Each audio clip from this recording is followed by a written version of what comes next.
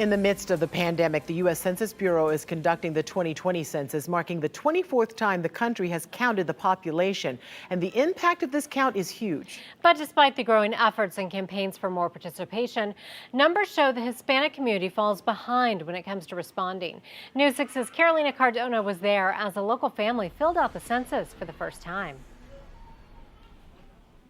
The experience was great because it's so easy. Milton Valderrama was excited to fill out the U.S. Census for the first time after living in Orange County for 21 years. It's general information.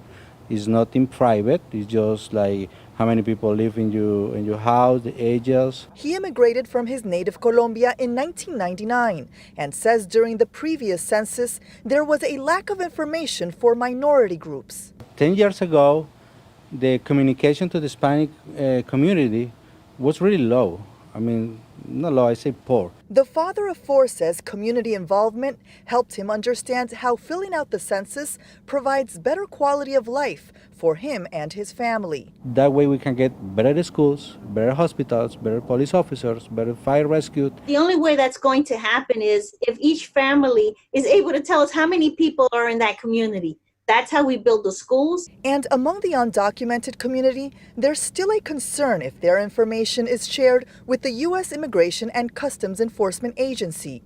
Jackie Colon of the National Association of Latino Elected and Appointed Officials says that's not true. Whether you have documents or not, it is the law of the land for every single person in our country to be counted. They're not going to be asking your citizenship status. They're not going to be asking for Social Security. She says the goal is to know how many people live in a household. If it's a Latino family, if abuelitas live in there, if tias live in there, we just want to know how many so that we can make decisions in the community, educated decisions. It's easy and fast to fill out the census. You can either do it on a computer or even your smartphone.